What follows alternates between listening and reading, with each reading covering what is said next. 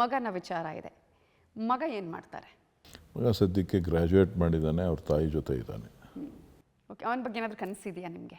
ಖಂಡಿತ ಮಗ ಅಂತ ಅಂದಮೇಲೆ ಕನಸಿರಲೇಬೇಕಲ್ವ. ಕನಸಿದೆ, ನೋಡೋಣ ಯಾವತ್ತು ಕಾಲ ಕೂಡ ಬರುತ್ತೋ. ಆ ವಿಚಾರದಲ್ಲಿ ಬೇಜಾರಿದೆಯಾ? ಖಂಡಿತ ಇದೆ.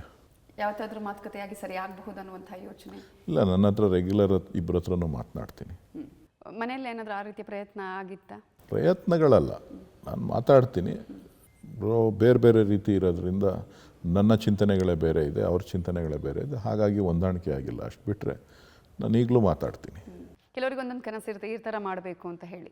ಆ ಥರದ ಕನಸಲ್ಲಿ ನಿಮಗೆ ಅಂದರೆ ಹೇಳುವಾಗ ಈ ಥರ ಒಪ್ಕೊಳ್ಳುವಂತಹದ್ದು ಇದೆಯಾ ಮಗ ಹೇಗೆ ಅಂತ? ನೋಡಬೇಕು, ಈಗಲೇ ಹೇಳೋಕ್ಕಾಗಲ್ಲ. ಯಂಗ್ಸ್ಟರ್ಸ್ ಅಲ್ಲ, ಎಲ್ಲ ಅವ್ರದ್ದೇ ಬೇರೆ ಥರ ಚಿಂತನೆಗಳಿರ್ತದೆ. ನಮ್ಮ ಕಾಲದಲ್ಲ, ಹಿಂದಿನ ಕಾಲದಲ್ಲಿ ಆಗಿದ್ರೆ ನಮ್ಮ ಅಪ್ಪನ ಮಾತು ನಾವು ಕೇಳ್ತಾ ಇದ್ವಿ. ನಾನೇ ನಮ್ಮ ಅಪ್ಪನ ಮಾತು ಕೇಳಲಿಲ್ಲ, ಇನ್ನು ನನ್ನ ಮಾತು ಅವ್ನು ಕೇಳ್ತಾನೆ ಅನ್ನೋ ನಿರೀಕ್ಷೆನೂ ಕಷ್ಟ. ನಾನು ನಮ್ಮ ಅಪ್ಪನ ಮಾತು ಕೇಳಿದಿದ್ರೆ ಓದಬೇಕಾಗಿತ್ತು. ನಮ್ಮ ಅಪ್ಪನ ಮಾತು ನಾನು ಕೇಳಲಿಲ್ಲ. ಸೊ ಈಗ ಅವ್ನು ನನ್ನ ಮಾತು ಕೇಳ್ತಾನೆ ಇಲ್ವೋ ನನಗೆ ಗೊತ್ತಿಲ್ಲ. ನೋಡೋಣ, ವಿಧಿ